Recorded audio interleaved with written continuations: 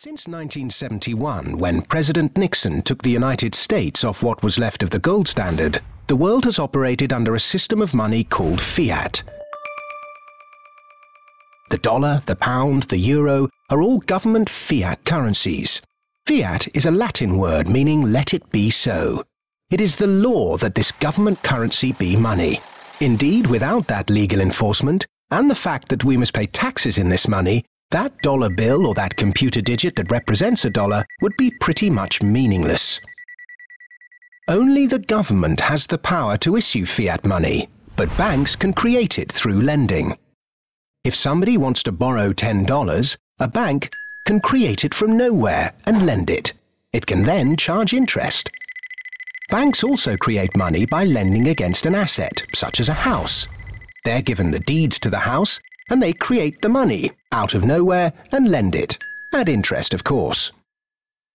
Over the last 40 years, since this fiat system of money became the global norm, the supply of money has grown exponentially. In fact, we've seen the greatest growth in the supply of money in history. But who benefits?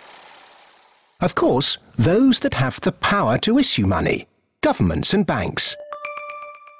They haven't had to do anything productive, they just create money. Then those companies and individuals that get this money early. They can spend it before the prices of the things they want to buy have risen to reflect the new money in circulation. In other words, they get services, products, assets cheap. But prices soon rise, so holders of assets such as shares or houses will then see gains without there necessarily being any improvements to the company or house in question. Often, this can lead to speculative bubbles. Who gets this money early? However money is created, be it through lending, fractional reserve banking, financial bailouts, or old-fashioned money printing, banks are always at or near the top of the money-issuing pyramid. Next come corporations who borrow large sums. Those on lucrative government contracts for new ventures, particularly overseas, banks' associate companies and partners, those that borrow early and at low rates, and the bank's senior employees. They all quickly get their share of the pie. In some cases, this will come in the form of bonuses. But what about those at the bottom of the pyramid? Those on fixed wages or incomes, those who live in remote areas, or those with savings?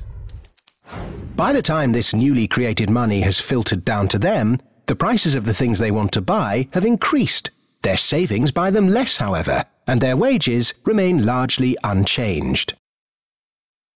In some cases, they have to take on debt just to be able to afford the things they were previously able to buy, which means they have to go back to the banks.